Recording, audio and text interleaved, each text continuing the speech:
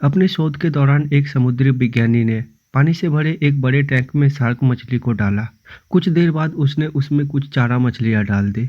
चारा मछलियों को देखते ही शार्क तुरंत उनके तरफ तैर के गया और उन पर हमला करके उन्हें खा लिया।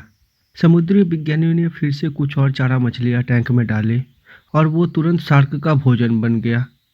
अब समुद्री विज्ञानियों ने एक कांच का मजबूत पारदर्शी टुकड़ा उस टैंक के बीचों बीच डाल दिया। अब टैंक दो भागों में बंट चुका था। एक भाग में शार्क थे और दूसरे भाग में कुछ चारा मछलियां फिर से डाल दी। विभाजक पारदर्शी कांच से शार्क चारा मछलियों को देख सकती थे। चारा मछलियों को देख शार्क फिर से उन पर हमला करने के लिए उसके ओर तैरा, लेकिन कांच के विभाजक टुकड़े से टकरा कर रह गई और शार्क मछली उनके तरफ नहीं जा सकी। उसने फिर से कोशिश की, लेकिन कांच के टुकड़े के कारण वो चारा मछलियों तक नहीं पहुंच सकी।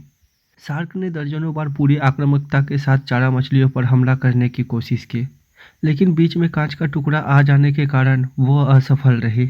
कई दिनों तक शार्क उन कांच के विभाजक के पार जाने की कोशिश करती रही, लेकिन सफल ना हो सकी। अंत में थक हार कर उसने एक दिन हमला करना छोड़ दिया और टैंक के अपने भाग में ही रहने लगी। कुछ दिन बाद समुद्री विज्ञानी ने टैंक से फ्रिज का कांच का विभाजक हटा दिया, लेकिन शार्क ने कभी भी उन चारा मछली पर फिर से हमला नहीं किया, क्योंकि एक काल्पनिक विभाजक उसके दिमाग में बस चुका था और उसने सोच लिया था कि वो उसे नहीं पार कर सकती। तो दोस्तों, हम जीवन में असफलता का सामना करते करते कई बार अंदर से टूट जाते हैं और हार मान लेते हैं।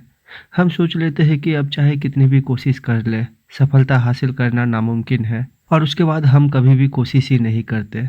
जबकि सफलता प्राप्ति के लिए हमेशा प्रयास आवश्यक है।